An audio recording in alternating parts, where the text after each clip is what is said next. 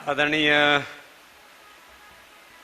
सुरेश चौहान जी ने और हमारे बख्शी साहब ने जैसा बोला है वैसा मैं यदि थोड़ी देर बोल दूं तो कई दिनों तक सारा एयर टाइम बाबा रामदेव ही खा जाएगा। इसलिए मैं उनके अंदाज में आज बात नहीं करूंगा।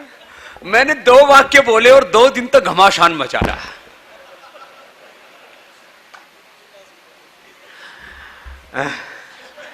अब किसी की हिम्मत है तो इन दोनों की बात चला के दिखाए कोई।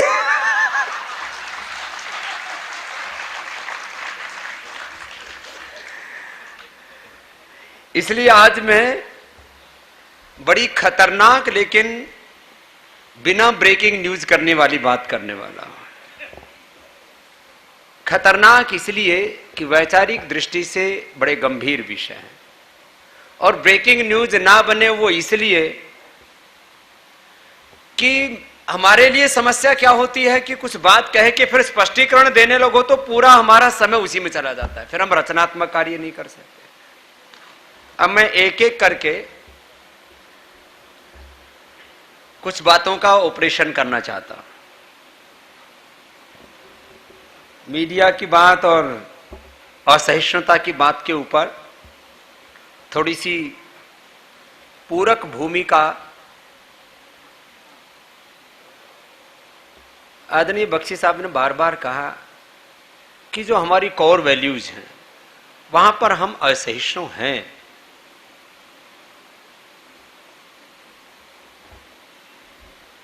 ये असहिष्णु शब्द आया कहां से? असहिष्णु शब्द ना 4 वेदों में है, ना असहिष्णु शब्द 11 उपनिषदों में या 100 से ज्यादा भी उपनिषद हैं, पौराणिक और आधुनिक दोनों जोड़ दिए जाएं तो। न 6 दर्शनों में कई असहिष्णु शब्द है, न अष्टाध्यायी महाभाष्य में, न चरक सुश्रुत संहिता में, न भागवत पुराण में, न रामायण में। हमारे पूज्य श्रद्धेय विजय कौशल महाराज जी को भी मैं एक बार पुनः सबकी ओर से बहुत बहुत वंदन प्रणाम करता हूं। हमारे बहुत श्रद्धेय हैं, वंदनीय हैं। लगभग 20 साल पहले मैंने महाराज श्री की कथा पहली बार हरिद्वार में ही सुनी थी। उससे पहले तो हम गुरुकुल में पढ़े थे, हमको कथा का पता ही नहीं था। और तब से महाराज जी से अनन्य प्रेम है। वह हमारी अग्रज है, हमारी संत परंपरा, ऋषि परंपरा के गौरव हैं। और आज दिव्य सेवा प्रेम मिशन जहां खड़ा उसको वहां पहुंचाने में सबसे बड़ा आशीष यदि आशीष के ऊपर है तो हमारे पूज्य महाराज श्री का है। महाराज जी आप इतनी कथा सुनाते हो, कहीं असहिष्णु शब्द आया रामायण में? तो आप सोचेंगे ये शब्द घड़े कहां से जाते हैं? शब्दों को भी घड़ा जाता है। ऐसे मैं आपको कई शब्द बता सकता हूं, लेकिन क्योंकि विषय आज असहिष्णुता का, इसलिए उसी संदर्भ में हम चर्चा करेंगे। असहिष्णु शब्द घड़ा गया, ऐसे ही विकास शब्द भी घड़ा गया, ऐसे ही धर्मनिरपेक्षता शब्द भी घड़ा गया, ऐसे ही सर्वधर्म समभाव शब्द भी घड़ा गया।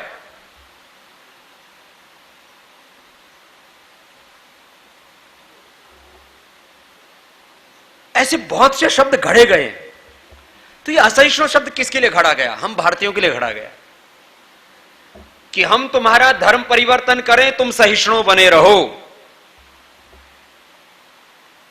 हम तुम्हारे ऊपर युद्ध करें, तुम सहिष्णु बने रहो, असहिष्णु मत बनो। हम तुम्हें लूटें, तुम सहिष्णु बने रहो। हम तुम्हारी मां बहन बेटियों के साथ दुराचार बलात्कार अन्याय करें, तुम सहिष्णु बने रहो, असहिष्णु मत हो। हम तुम्हारे देश के टुकड़े टुकड़े कर दें, तुम सहिष्णु बने रहो, तुम असहिष्णु मत बनो। दरअसल अब क्योंकि जो है चौहान जी तो यहां तेल निर्यातक देशों का, चर्च का और सबका इस्तेमाल कर रहे थे। अब मैंने इन शब्दों का प्रयोग कर दिया तो बहुत भयंकर मामला हो जाएगा। इसलिए मैं मैंने कहा आज मैं कुछ वैचारिक बातें कर रहा हूं, क्योंकि जब ये दोनों बोल रहे थे तब हमारे मीडिया वाले भाई आराम कर रहे थे थोड़ा, अब ये भी सामने खड़े हो गए कि कुछ यहां से बाबा का प्रसाद मिलेगा। आज नहीं मिलने वाला। वो असहिष्णु शब्द भारत के विरोधी लोगों के द्वारा गढ़ा गया। भारत के सामाजिक विघटन के लिए, भारत के राजनीतिक विध्वंस के लिए, भारत की एकता अखंडता संप्रभुता को खत्म करने के लिए, भारत के गौरव का विध्वंस करने के लिए, भारत के राष्ट्रीय सम्मान के प्रतीकों को नष्ट करने के लिए, भारत के चरित्र को धूल धूसरित करने के लिए। माने हम जब भी तुम्हारे ऊपर किसी भी प्रकार का सामाजिक, आर्थिक, राजनीतिक, धार्मिक आक्रमण करें तो तुम चुप रहो। इसलिए असहिष्णु शब्द गढ़ा गया महाराज। यह असहिष्णु शब्द दरअसल केवल हम भारतीयों के लिए। अब इसका पूरा आप देख लेना, इसका केवल उद्देश्य भारत को नष्ट करने का। तो मैं बख्शी साहब की बात के ऊपर कह रहा था, हमको बहुत दृढ़ होना चाहिए। जिस व्यक्ति की अपने देश में निष्ठा नहीं, धर्म में, सत्य में, न्याय में निष्ठा नहीं, वो आदमी क्या है फिर? यदि हमारी धर्म में निष्ठा नहीं है, न्याय में निष्ठा नहीं है, देश में निष्ठा नहीं है, तो फिर यह असहिष्णुता का मतलब क्या रह गया? इसलिए हमें उदार होना है इस बात के लिए कि सारा ब्रह्मांड भगवान का मूर्त रूप है, सभी में एक सच्चिदानंद परमात्मा है। सारी सृष्टि सर्वम खलो इदम ब्रह्म सियाराममय सब जग जानी वासुदेव सर्वम, यह हमारा उदारवादी चिंतन है।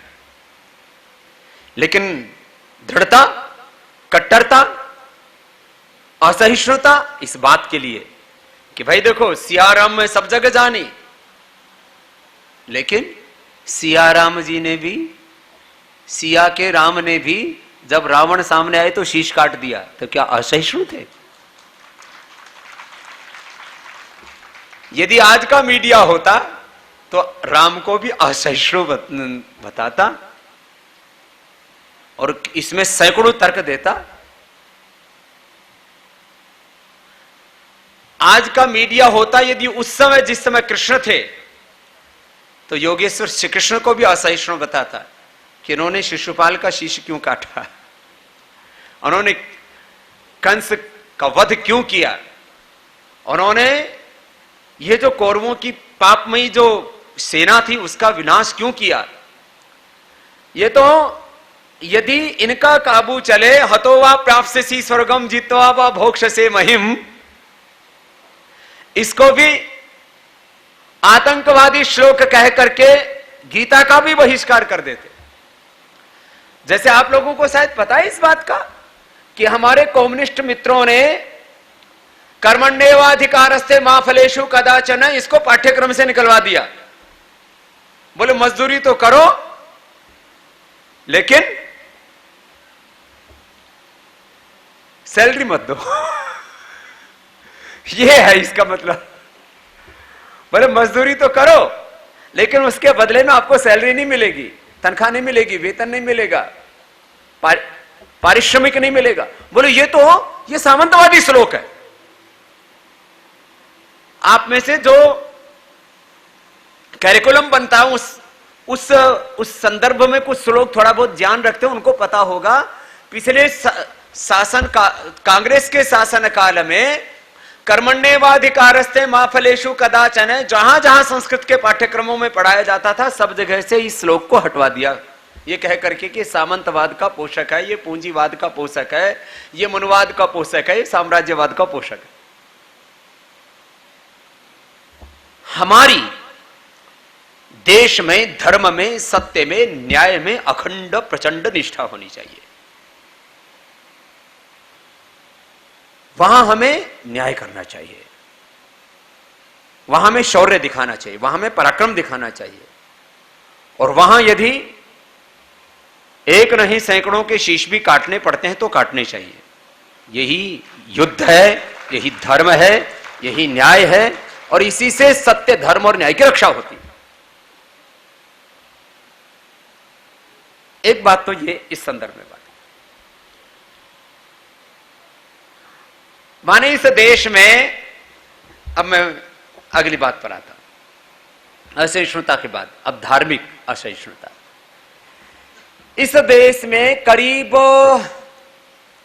20 करोड़ से ज्यादा हमारे ही अपने भाइयों को मुसलमान बना दिया गया। मैं उनमें भी एक ही सच्चिदानंद परमात्मा को देखता हूं, लेकिन वहां ये मेरी आध्यात्मिक दृष्टि है। लेकिन कोई अन्याय करता है तो वहां देखो, हमारे यहां भगवान को दयालु भी कहते हैं, न्यायकारी भी कहते हैं। न्यायपूर्ण दृष्टि भी रखनी होगी, दयापूर्ण दृष्टि भी रखनी होगी हमें।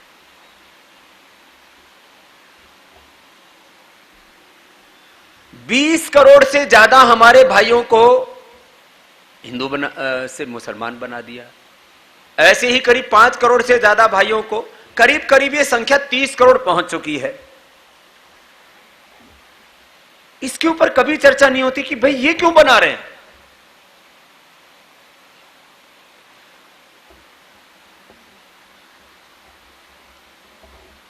कुछ लोग कहेंगे बाबा जी आप इतने खुले बोल रहे हो, आज इतने संभल संभल के क्यों बोल रहे हो? क्योंकि मैं यदि थोड़ा सा भी आक्रामक बोलता हूं तो मुझे लगता है कि जिनको हमने बहुत मोहब्बत से इस देश के सिंहासन पर बैठाया, उनके सिंहासन पर कोई आंच ना है, इसलिए वो संभल संभल के बोलता है।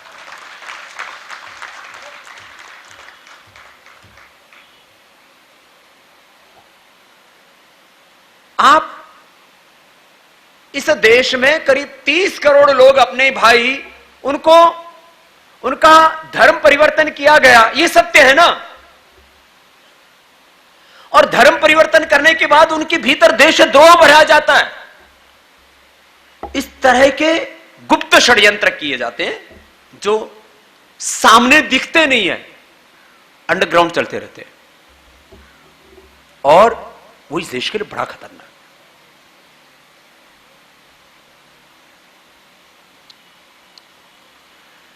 मुझे देवबंद में बुलाया, मैंने वहां जाकर के बोल दिया भाई हमारे मजहब अलग हो सकते हैं लेकिन हमारे पूर्वज अलग नहीं हो सकते। हमारा खून एक है, हमारा कुल एक है, हमारी परंपरा, हमारी संस्कृति एक है। आपको भरोसा ना हो तो मेरी उस समय की पूरा जो है वीडियो अभी भी है। अब पता नहीं यूट्यूब पर तो है या नहीं है उस समय का, लेकिन वो पूरा का पूरा वीडियो, लाखों मुसलमानों ने ताली बजाई। बाद में मेरे बोलने के एक दिन बाद में वहां के जो रहनुमा थे उनको समझ, अरे बाबा तो और भी कुछ कह गया। एक दिन बाद समझ में आई, जैसे रोहतक की मेरी खबर एक दिन बाद में ब्रेकिंग न्यूज बनी। एक दिन तक तो यही सोचते रहे कि बाबा जी ने बोला क्या है। अब सोचिए मैं जो बात कहना चाह रहा हूं, भाई ये मुसलमान कौन है, ये ईसाई कौन है? कोई ईसाई कोई वेटिकन सिटी से आए हैं क्या? कोई मुसलमान सऊदी अरबिया से आए हैं क्या? ये सब अपने भाई हैं। अब अपने भाइयों से बात करना भी खतरे से खाली नहीं है, और अपने ही उन हमवतन भाइयों को, हमारा उनका एक कुल है, एक वंश है, एक खानदान है, एक संस्कृति, एक सभ्यता, एक देश, सब कुछ है। उनके भीतर इतनी नफरत भर दी गई है कि वो हमारे खून के प्यासे हो गए। सबके सब नहीं, कुछ को ऐसा बहका दिया गया। जो नहीं बहके हैं उनके लिए तो ये प्रश्न ही नहीं है, लेकिन उनको बहकाने वाले कौन लोग? मैं अगली बात कहता हूं इससे, चलो इस बारे में कोई प्रश्न नहीं उठता कि आखिर वो उनका मजहब बदला तो किस आधार पर बदला। अब अगली बात कहता हूं मैंने ये बात एक बार दिल्ली में कही थी, बखेड़ा हो गया था। मैंने कहा एक बात को कि भारतीय धर्म, दर्शन, अध्यात्म और संस्कृति में वो कौन सी कमी है जिससे कि हमें इस्लाम या ईसाइयत अपनाने की आवश्यकता है। मैं वो काम करूंगा नहीं, लेकिन यदि कोई एकेडमिक चर्चा करे, कोई बौद्धिक संवाद करे, तो मैं उस बात को कह सकता हूं महर्षि दयानंद ने जैसे सत्तर प्रकाश में कहा। कोई बौद्धिक चर्चा करे तो मैं कह सकूंगा, लेकिन ऐसे मंच पर चर्चा करने से बात का बखेड़ा हो जाएगा। भारतीय धर्म दर्शन अध्यात्म और संस्कृति सार्वभौमिक है, वैज्ञानिक है, और वो पंथ निरपेक्षता के आधार पर भी खरी है। लेकिन दुनिया में जितने भी मजहब हैं वो भारतीय धर्म दर्शन अध्यात्म संस्कृति के सामने बहुत बोने, और उनमें थोड़ा बहुत भी यदि कहीं सत्य है तो वैदिक धर्म से लिया गया है। और बाकी उनकी यदि आप, क्योंकि मैंने वहां बोल दिया था तो उसी को बाबा ने दिया फिर विवादित बयान। मैंने इतना कह दिया था कि भाई कोई कुरान और बाइबल पढ़ करके बहुत बड़ा साइंटिस्ट नहीं हो सकता, कोई कुरान और बाइबल पढ़ करके कोई मैथमेटिक्स को नहीं जान सकता, कोई कुरान और बाइबल पढ़ करके बिजनेस मैनेजमेंट सीख नहीं सकता, कोई कुरान और बाइबल पढ़ करके मेडिकल साइंस नहीं सीख सकता। मैंने कहा मैं केवल वेद पढ़ा हूं और मुझे मेडिकल साइंस भी आता है, मुझे एग्रीकल्चर साइंस भी आता है, मुझे बिजनेस मैनेजमेंट भी आता है, मुझे मैथमेटिक्स भी आता है, मुझे सोशल साइंस भी आता है। क्यों? क्योंकि वेदों में सारा विज्ञान है, वैदिक संस्कृति में सारा ज्ञान और विज्ञान है। लेकिन वो एक मजहबी ग्रंथ है, मैं उनका सम्मान करता हूं, मैं अपमान नहीं करता। क्यों अपमान करूं? मेरे लिए तो सारी सृष्टि ब्रह्म की है। मैं कुरान और बाइबल का अनादर नहीं करता, लेकिन यदि आप तुलना करोगे वेदों की, कुरान की और बाइबल की, तो ये तुलना शब्द यहां पर ओछा हो जाता है, बोना हो जाता है। कहां तुलना? वेद कोई मजहबी ग्रंथ है ही नहीं, एक मजहब है और एक धर्म है, एक संस्कृति है, एक सनातन सार्वभौमिक वैज्ञानिक शाश्वत सत्य। और ये बात हमारे यहां छिपाई जा रही है।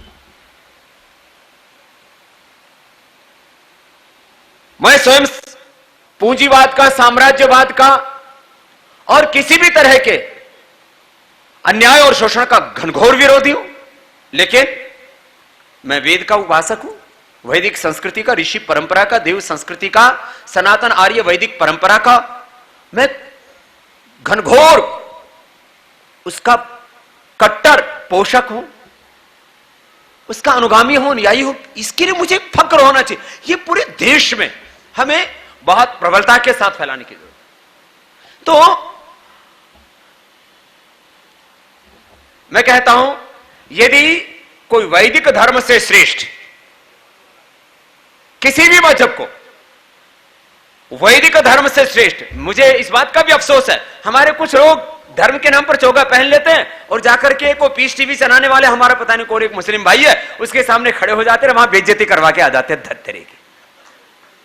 मैंने 2-3 बार देखा, पढ़े लिखे नहीं है, वहां जाकर के खड़े हो जाते हैं। अरे कुछ पढ़ लिख के जाओ, नहीं जाता तो हमारे जैसे को बता दो, तुमसे पढ़ाना लिखना नहीं आता तो वहां जाके बेइज्जती क्यों करवाते हो?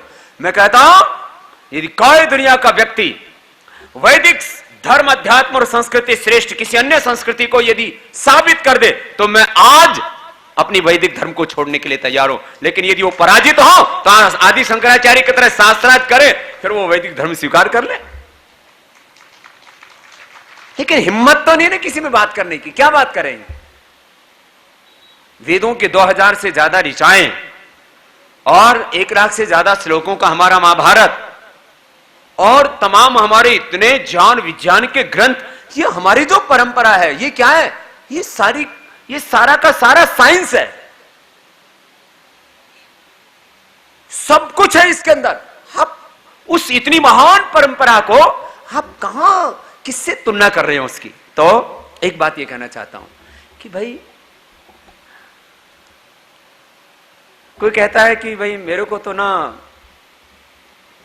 हिंदू धर्म पसंद नहीं आया, इसलिए मैं तो ये धर्म स्वीकार कर लिया, वो धर्म स्वीकार कर लिया, मुझे तो अपना ये वैदिक धर्म जो है वो अच्छा नहीं लगा, इसलिए मैंने वो धर्म स्वीकार कर लिया, धर्म स्वीकार कर लिया। भैया, मैं किसी भी धर्म के बारे में 3 बातें होती हैं। एक, उस धर्म के सिद्धांत, उसकी विचारधाराएं, उसकी सोच, उसके आदर्श, और उसका अतीत, उसका वर्तमान और उसको जीने वालों का आचरण। तो मुझे अपने सत्य सनातन आर्य हिंदू वैदिक संस्कृति धर्म अध्यात्म और परंपरा पर एक बात कहनी है। जैसी हमारी संस्कृति है, जैसी हमारी परंपरा है, जैसे हमारे वैदिक सिद्धांत हैं, उतना गौरवशाली अतीत दुनिया के किसी भी मजहब का नहीं है। उतने ऊंचे आदर्श, उतनी वैज्ञानिक सार्वभौमिक चिंतन वो किसी दुनिया के मजहब में नहीं है। एक तरफ सिद्धांतों की उच्चता, विचारधारा की श्रेष्ठता, गौरवशाली अतीत, और दूसरी तरफ उसका वर्तमान और उसको जीने वाले, आचरण करने वाले महापुरुष। आज देखिए उनके जीवन में कितनी दिव्यता है।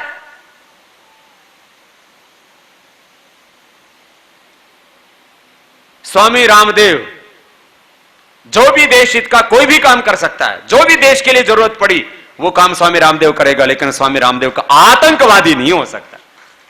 आतंकवादी नहीं हो सकते, मैं क्रूर नहीं हो सकता, मैं किसी, चाहे ये तमाम आप देख रहे हो क्या क्या हो रहा है साहब पूरी दुनिया के अंदर। अभी हमारे बख्शी जी बोल रहे थे किस तरह से दुनिया के कितने मुल्कों को नष्ट कर दिया, भारत को भी नष्ट करने के षड्यंत्र चल रहे हैं। हमें चाहिए वैभव, हमें चाहिए समृद्धि, हमें चाहिए भारत माता परम वैभवशाली, हमें चाहिए भारत दुनिया का सबसे आर्थिक दृष्टि से शक्ति संपन्न राष्ट्र। लेकिन भैया वो राष्ट्र परम वैभवशाली बने, वो विश्व की इकोनॉमिक सुपर पावर बने, ये सब कुछ बने, लेकिन वो देश ही नहीं रहेगा तो बनेगा क्या। इसलिए एक तरफ हमें राष्ट्र में एकता चाहिए और दूसरी तरफ हमें भारत में श्रेष्ठता भी चाहिए। दोनों का हमें एक साथ चाहिए। हमें विकास समृद्धि का शिखर आरोहण चाहिए, लेकिन राष्ट्र की एकता अखंडता संप्रभुता के साथ कोई समझौता नहीं चाहिए। ये दोनों चिंतन साथ साथ लेने की आवश्यकता है। नहीं तो देश तो वैभवशाली बन गया, लेकिन वो वैभवशाली राष्ट्र यदि उसका चरित्र नहीं होगा तो लंका भी तो वैभवशाली थी, नष्ट हो गई चरित्र न होने पर। इसलिए हमें ये बहुत गहराई से चिंतन करना पड़ेगा अपने देश के बारे में।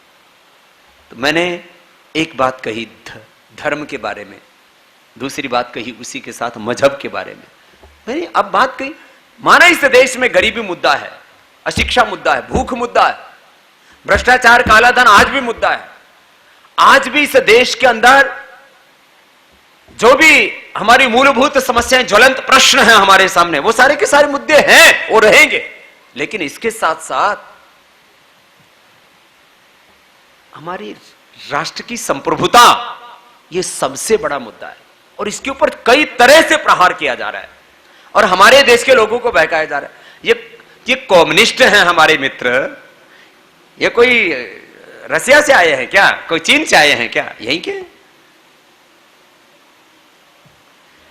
आखिर ये चिंतन हमारे ही देश की संतानों में, आर्य पुत्रों में, रामकृष्ण की संतानों में, ऋषियों की संतानों में ये बीज किसने बो दिया कि वो आज अपने ही देश के लोग अपने देश के खिलाफ बगावत क्यों कर रहे हैं? वो कौन से थॉट स्कूल्स है, वो कौन सी ट्रेनिंग है जो इनको अपने देश के खिलाफ बरगलाती है, उकसाती है, उनको देशद्रोही बनाती है? देश के खिलाफ जो आग उगलते हैं वो पैदा कहां से हुए? ये नक्सलवादी, ये माओवादी, ये आतंकवादी और तमाम तरह के ये लेनिनवादी, मार्क्सवादी, ये सब आए कहां से? ये अपने ही देश के लोग हैं। इसलिए मैं आज ये असहिष्णुता वाली बात के साथ साथ एक बात और कहना चाहता हूं। भाई देखो, एक काम बहुत जरूरी है इस देश में, जो हो रहा है उसके मूल में है थॉट्स। जैसे विचार होते हैं वैसे विचारधारा और वैसे ही जीवन। इसलिए हमें ऐसा करना पड़ेगा। और अब हम सुझाव देने की स्थिति में नहीं है। अब हमसे लोग यह अपेक्षा करते हैं कि हमें कुछ ऐसा करना ही पड़ेगा, खाली सुझाव देने से बात नहीं। भाई हम ऐसा करना चाहते हैं जिससे बच्चा जब वो स्कूल में पढ़ने के लिए जाता है और उसका पूरा माइंडसेट तैयार होता है। सारा का सारा तो माइंडसेट के ऊपर डिपेंड करता है कि किसका क्या माइंडसेट है उसकी क्या आइडियोलॉजी है, क्या उसके प्रिंसिपल्स हैं, उसके दिमाग में क्या चल रहा है। तो हम माने LKG UKG से लेकर के और 12वीं कक्षा तक और उसके बाद में विश्वविद्यालयों में एक ऐसी शिक्षा चाहते हैं जिससे इस देश में एक भी आतंकवादी पैदा ना हो, चारों तरफ राष्ट्रवादी लोग पैदा हो, ऐसी शिक्षा चाहते हैं। वो विचार डालना पड़ेगा हमें बचपन में। आज मैं खड़ा हूं तो बचपन के विचारों ने मुझे यहां खड़ा किया। आज मैं सन्यासी बनाऊं तो मेरे विचारों ने मुझे सन्यासी बनाया। आज मैंने योग, आयुर्वेद, स्वदेश और वैदिक संस्कृति के इस कार्य के अपने जीवन को समर्पित किया है तो मेरे विचारों ने मुझे ऐसा करने के लिए विवश किया है। और ऐसे ही विचार हम देश के करोड़ों लोगों में डालना चाहते हैं। इन विदेशी कंपनियों के सामने लोग घुटना टेके हुए थे। अभी इस वित्तीय वर्ष के तो हमने आंकड़े अभी घोषित ही नहीं किए हैं। अगले 3 सालों में तमाम विदेशी कंपनियां शीर्षासन कर चुकी होंगी। यह विचार आखिर कहां से आया? अरे हम तो कोई IIM में पढ़े भी नहीं। एक बार मुझे जरूर बुलाया था IIM अहमदाबाद में लेक्चर के लिए। एक बार IIT में गया तो वहां बखेड़ा ही हो गया। अभी JNU में जाऊंगा तो पता नहीं क्या होगा। मैं किसी मैनेजमेंट स्कूल में नहीं गया, मैं किसी बिजनेस स्कूल में नहीं गया और न जाऊंगा। पढ़ने के लिए नहीं जाऊंगा, पढ़ाने के लिए जा सकता। मैं किसी बिजनेस स्कूल में नहीं पढ़ा हुआ हूं, मैं किसी प्रबंधन के मैनेजमेंट स्कूल में नहीं पढ़ा हुआ हूं, मैं इन तथाकथित मैकाले की शिक्षा पद्धति पर चलने वाले स्कूल कॉलेजों में भी नहीं पढ़ा हुआ हूं। लेकिन मैं अपने उस ऋषि परंपरा में शिक्षित और दीक्षित एक ऐसा व्यक्ति हूं जो खाली सिद्धांत के आधार पर ही नहीं, आचरण के आधार पर यह मानता है कि हम इन सारे विदेशी लोगों को पटकनी देंगे। चिंतन के स्तर पर भी, विचार के स्तर पर भी, व्यापार के स्तर पर भी, व्यवहार के स्तर पर भी, सिद्धांत के स्तर पर भी, ज्ञान, विज्ञान और तकनीकी के स्तर पर भी भारत इनसे सदा श्रेष्ठ था, सदा श्रेष्ठ है और सदा श्रेष्ठ रहेगा। यह हम अपने आचरण से प्रमाणित करेंगे।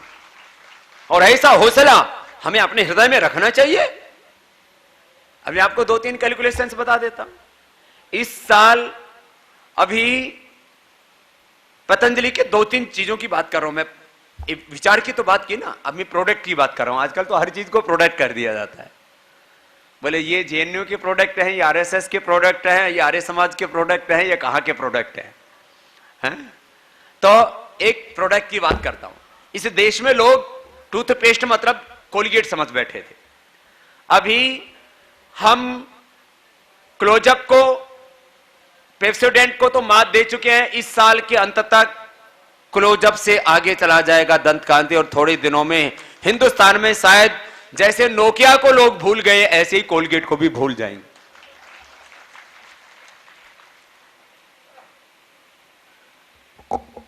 हमारे पास में कोलगेट के टॉप जो चाहे उसके सेल्स में थे, माने मार्केटिंग से लेकर के और जो है सेल्स से लेकर के उनके मैनेजमेंट से लेकर के तमाम उनके लोग भाग भाग के बोले बाबा जी हमको जॉब दे दो। मैंने कहा क्यों? बोले बाबा जी नहीं तो थोड़ी दिन बाद हम जॉबलेस हो जाएंगे, तब आप भी हमको नौकरी नहीं देंगे।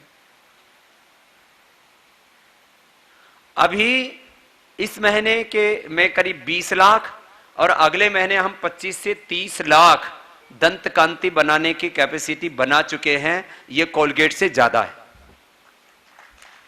प्रतिदिन। आप क्या कहेंगे ये ऐसा कैसे हो रहा है? अरे आप में हौसला होना चाहिए, ईमानदारी होनी चाहिए। आदमी को देखो दुनिया कुछ भी कहे, जग बैरी हो जाए, आप ईमानदारी रखिए और अपने काम में 100% पुरुषार्थ कीजिए। अरे दुनिया के इंसान तो क्या, भगवान भी आपकी मदद करेंगे और आप सफलता के शिखर पर पहुंचेंगे। तो माना कि हमें अपने दुश्मनों से सावधान रहना है, लेकिन अपने ऊपर बहुत गौरव रखना है किसी भी क्षेत्र में। ये तो मैंने एक बात कही आपको।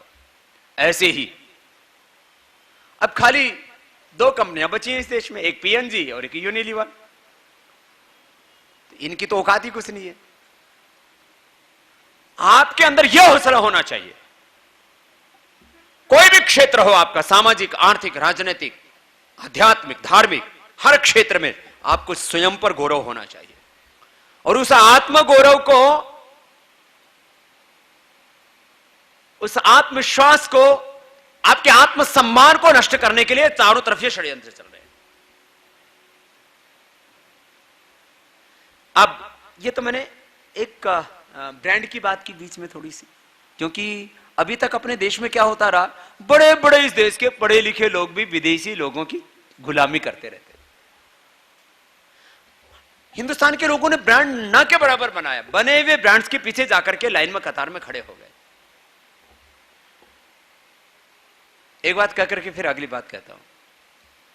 हम वो दिन देखना चाहते हैं जैसे आज आप यूके, यूएसए, कनाडा,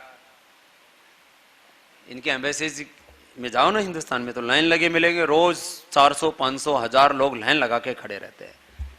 हम आने वाले 10, 15, 20, 25 सालों में वो दिन देखना चाहते हैं जब पूरी दुनिया में भारत के दूतावासों में, एम्बेसीज में विदेशी लोगों की लाइन लगी पड़े कि हमें भारत जाने का मौका मिले।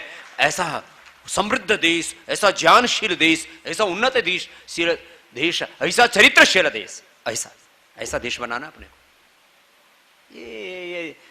ये छोटी मोटी बातों में उलझ के नहीं रहना है। अगली बात, एक बहुत खतरनाक चिंतन इस पूरी दुनिया में चलाया जा रहा है, और वो ये, और मैं यहां पर फिर उन मजहबों का नाम नहीं लूंगा, कि मेरा मजहब सर्वश्रेष्ठ है। ये बहुत खतरनाक चिंतन चल रहा है, और ये सबसे बड़ा असहिष्णु चिंतन है। साहब ये जो है आपका यहां के लिए तो ये ठीक नहीं है, असहिष्णुता एक मिथक, यह असहिष्णुता एक सत्य है। किसके लिए? उन लोगों के लिए जो ये कहते हैं मेरा ही मजहब सर्वश्रेष्ठ है, जब तक आप मेरे मजहब में नहीं आ जाओगे तब तक तुम्हारा उद्धार नहीं हो सकता। और वहां उनके उद्धार का कारण, उनके जन्नत में जाने का कारण या हेवन में जाने का कारण आपका कर्म नहीं है, आपका आचरण नहीं है, आपके आचरण की श्रेष्ठता, पवित्रता, ईमानदारी नहीं है। आप खाली मजहब बदल लो, आप स्वर्ग में चले जाओगे, जन्नत में चले जाओगे। ऐसी जन्नत और स्वर्ग जाए बाढ़ में। अरे जिस जन्नत को पाने के लिए, जिस स्वर्ग को पाने के लिए, जिस हेवन को पाने के लिए आपको श्रेष्ठ आचरण करने की आवश्यकता नहीं, खाली आप धर्म बदलवा दो। ये कैसे नॉन साइंटिफिक बात है? ये तो एक नॉनसेंस है एकदम। क्या है भाई, क्या आप मजहब बदल लो और स्वर्ग में चले जाओगे? कैसे चले जाओगे भाई? वहां बाबा रामदेव मिलेगा, डंडा लीजिएगा। कैसे चले जाओगे? अरे भगवान की कोई न्याय व्यवस्था है, दंड व्यवस्था है, एक कर्म फल व्यवस्था है, आप कुछ मानते ही नहीं हो। आप कहले मजहब बदलो और जाओ जन्नत में। वो जन्नत नहीं, वो स्वर्ग नहीं, वो दोछक तो हो सकता है, वो नर्क तो हो सकता है, स्वर्ग नहीं हो सकता। ऐसा आप कैसे चले जाओगे? इसे ये प्रलोभन दिया जाता है कि आप हमारे मजहब में आ जाओ और बस सारे पाप नष्ट और स्वर्ग की गारंटी पक्की, जन्नत की, हेवन की गारंटी पक्की। कैसे भाई? हमारे यहां कहा जाता है, ये लोगों को मजहब बदलते कैसे? हमारे यहां कहा जाता है जो जैसा कर्म करोगे वैसा फल मिलेगा। हम कर्म फल व्यवस्था को मानते हैं, हम पुनर्जन्म को मानते हैं, पूर्व जन्म को मानते हैं, हम यूनिवर्सल लॉ को मानते हैं, भगवान की ईश्वरी के विधान को मानते हैं, हम न्याय और कानून को भी मानते हैं। मैंने पिछले दो तीन दिन पहले कहा क्या था, मैंने कहा तो बोला था, भाई तुम रोज हमको धमकाते हो, तुम होते कौन हो भाई? किसी का नाम भी नहीं लिया मैंने, तो मैंने ऐसे बोला था कोई टोपी वाला आता है और हमको धमकाता है, रोज धमकाता है, मेरा शीश काट दो, मेरा ये कर दो, मेरा वो कर दो। मैंने इतना ही बोला, अरे भाई हम कर तो देते, लेकिन हम इस देश के कानून और संविधान को मानते हैं। थोड़ा जोर से बोल दिया। अब इतनी सी बात करते वो खेड़ा मच गया। भाई हमने तो कुछ बोला भी नहीं, उसी में वो खेड़ा मच गया। अरे बाबा ने ये क्या बोल दिया? अरे बाबा ने क्या बोल दिया भाई? हाँ, हम इसमें गलत क्या बोला भाई? हम तो कानून और संविधान को मानते हैं, तुम रोज हमको धमकाते हो। और फिर भी इतना ही कहा था कि शीश तो कट जाते, लेकिन हम कानून और संविधान से बंधे हुए हैं। इतनी बात। और शायद ये शब्द ना बोला गया होता या आगे पीछे बोला गया होता तो उसको भी एडिट करके चला देते। क्या है ये सब? मैं आपको जो बात कह रहा हूं, मेरा ही मजहब सर्वश्रेष्ठ है, मेरा ही पंथ सर्वश्रेष्ठ है, इस विचार ने इस दुनिया में आग लगाई हुई है।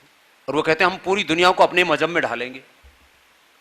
हमने कभी नहीं कहा मेरा मजहब सर्वश्रेष्ठ है, हमने तो कहा ये सारा संसार ही सर्वश्रेष्ठ है, ये भगवान की रचना है, भगवान की कृति है।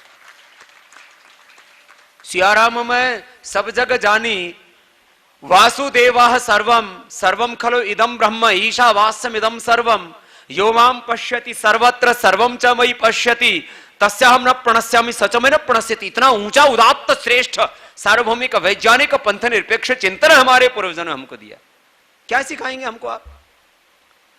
तो ये मैंने कुछ वैचारिक प्रश्न यहां पर रखे, और ये मैंने ज्यादा तीखे लहजे में इसलिए नहीं रखे क्योंकि मैंने कहा बिना मतलब बखेड़ा होगा अभी, लेकिन ये चिंतन करना बहुत जरूरी है इस देश में कि हम कहां खड़े हैं। अपने गौरवशाली अतीत का बोध होना चाहिए, वर्तमान में हमारे सामने जो चुनौतियां हैं, जो प्रश्न हैं, जो क्राइसिस है, जो संकट है, उससे हमें रूबरू होना चाहिए और एक स्वर्णिम दिव्य भव्य भारत बनाने के लिए हमें विकल्प रहित संकल्प और अखंड प्रचंड पुरुषार्थ के साथ आगे बढ़ना चाहिए। जिसको अतीत का गौरव नहीं होता, वर्तमान के संकट और चुनौतियों का जिसको बोध नहीं होता, और जो अपने स्वर्णिम भविष्य के लिए संकल्पित नहीं है, वो कभी जिंदगी में आगे नहीं बढ़ सकता।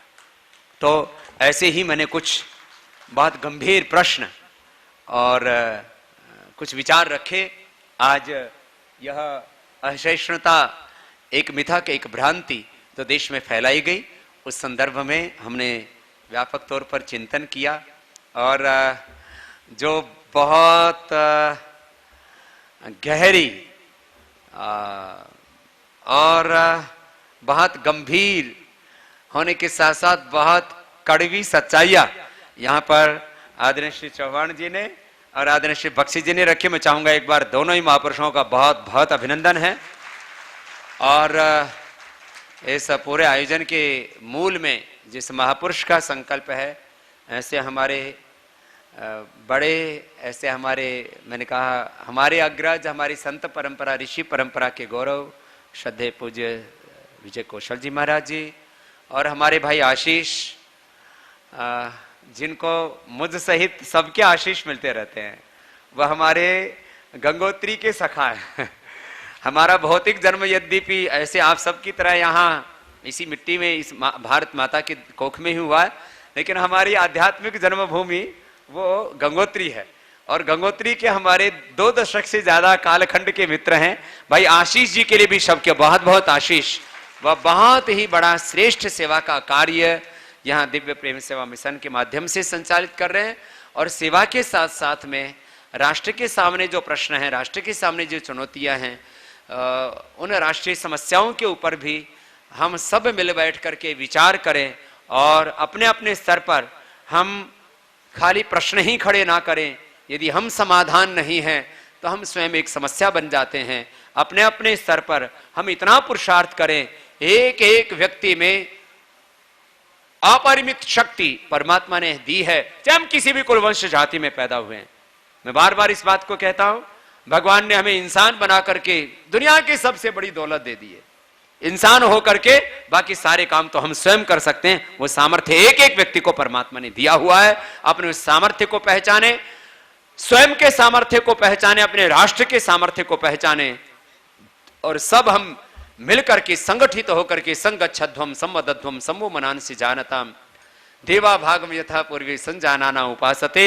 हम एक होकर के, नेक होकर के हम आगे बढ़ें, और इसी संकल्प के साथ ये सारे यहाँ पर आयोजन किए जा रहे हैं, सभी आयोजनों के लिए मेरी बहुत बहुत शुभकामनाएं, और दिव्य प्रेम सेवा मिशन की इन सभी सेवाओं के लिए मेरी बहुत बहुत मंगल कामनाएं। बहुत बहुत प्रणाम। बोले भारत माता की, भारत माता की।